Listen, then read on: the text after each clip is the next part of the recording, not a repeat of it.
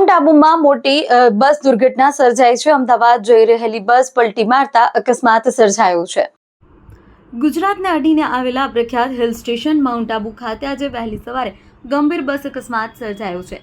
Mount આબુથી Ahmedabad તરફ જઈ રહેલી આશરે 55 યાત્રીઓ ભરેલી ખાનગી બસ અચાનક નિયંત્રણ ગુમાવતા માર્ગના ડિવાઈડર સાથે જોરદાર અથડાઈ પડી હતી।